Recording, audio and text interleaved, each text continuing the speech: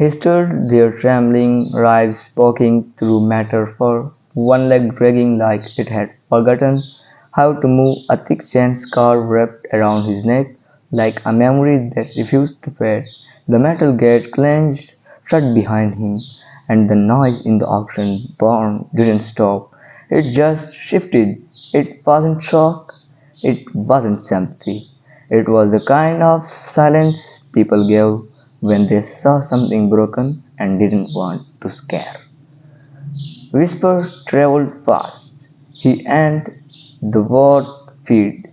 Bet he beat somebody. Probably used for fights. Leave him. The auctioneer, usually a booming voice full of grit and urgency, hesitated. Even he could sell this. The dog stood alone, trembling slightly, but holding still. He didn't bark, didn't whimper, just started into the crowd as if searching for someone who might give him a reason to breathe. The auctioneer sighed, tapping his gavel toward the exit. All right, move him out. No eyes, no shirt, just one quiet hand raised from the shadows in the back. The crowd turned as if someone had spoken blasphemy. A black man stood there, dusty overalls, heavy boots, worn denim jacket, no hat, no badge, no expression. Just eyes locked onto the dog like they did already met. No one answered. That man didn't explain. He stepped forward, slow, deliberate, boot crunching against straw, and Gravel the dog flinched but didn't run.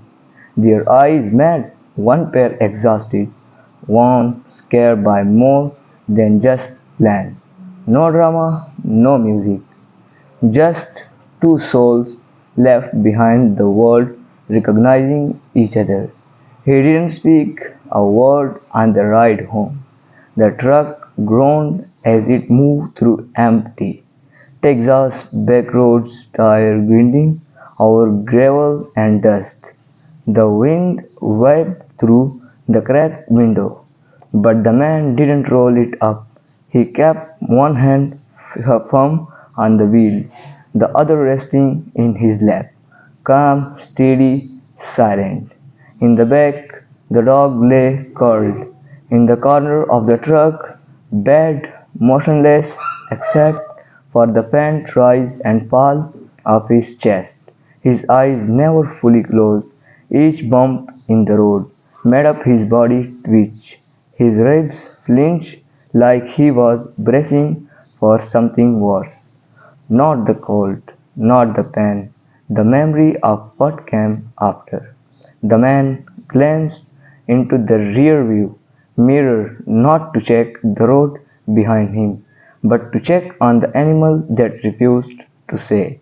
The man glanced into the rearview mirror not to check the road behind him, but to check on the animal that refused to rest. Hadn't give the dog a name yet, but something inside told him that when the time came, the dog could choose it himself. The cabin sat at the edge of a dying town called Bluewood, a place where people only came they had nowhere left to go. The mailbox was rusted old gods who had seen too much and stopped caring long ago. He parked, killed the engine and got out. The park killed the engine and got out.